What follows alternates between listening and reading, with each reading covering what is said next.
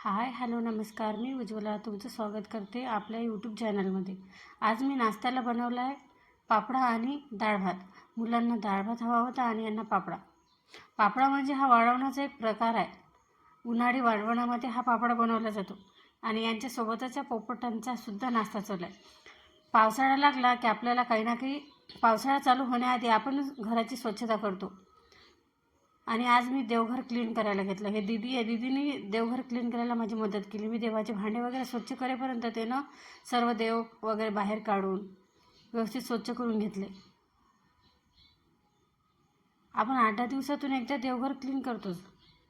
किती काही म्हटलं तर वाळलेले फुलं अक्षत वगैरे पडतातच ना। आणि हा उतरंडी आहे, यामध्ये 5 प्रकारचे धान्य भरले जाते।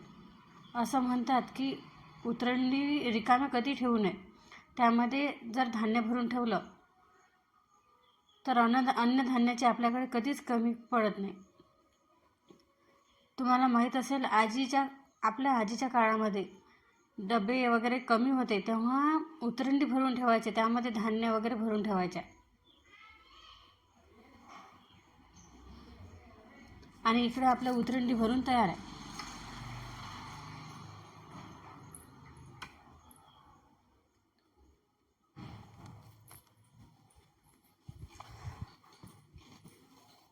अशा प्रकारे आज मी देवघर वगैरे क्लीन करून घेतले आणि आपली पूजा झाली। तुम्हाला कसे वाटले कमेंट करून नक्की सांगा। इकडे पूजा संपत आली आणि मी स्वयंपाक बनवायला घेतला। आज स्वयंपाकामध्ये डाळ भात, रस पोळी आणि ढेमसाची भाजी होती। आणि यांचं बघा काय चालू आहे। यांना पिंजऱ्यातून बाहेर काढलं की असे खेळतात। यांना बघून खूप मजा वाटते।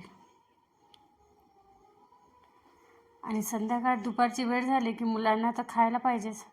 जोपर्यंत स्कूल चालू होत नाही तोपर्यंत हे असंच चालू राहणार। तुमच्याकडे पण छोटी मुले असतील तर तुम्हाला नक्कीच हे असंच असेल तुमच्याकडे सुद्धा। त्यांना मी वेफर वगैरे तळून दिले आणि शेंगदाणे आणि विहान करत आहे। इकडे कपड्यांच्या घड्या टी व्ही बघता बघता इकडे कपड्यांच्या घड्या करत आहे। तोपर्यंत मी त्याच्यासाठी आणि आराध्यासाठी दोघांसाठी दूध बनवलं आणि सोबतच माझ्यासाठी चहाही ठेवला आहे। चहा घेणारी घरामध्ये मी एकटीच आहे। चहा घेण्याआधी या पोपटांना मी नाश्त्याला दिलं।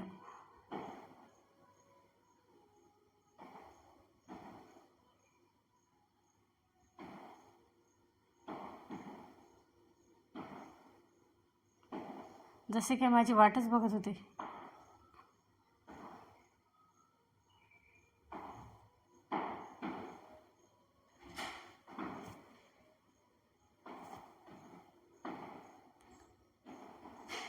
बघा आता कसे खातात।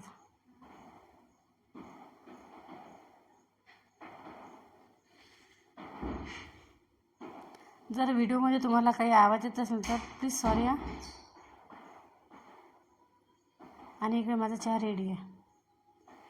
यानंतर आपले इव्हिनिंगचं रूटीन चालू। व्हिडिओ कसा वाटला कमेंट करून नक्की सांगा।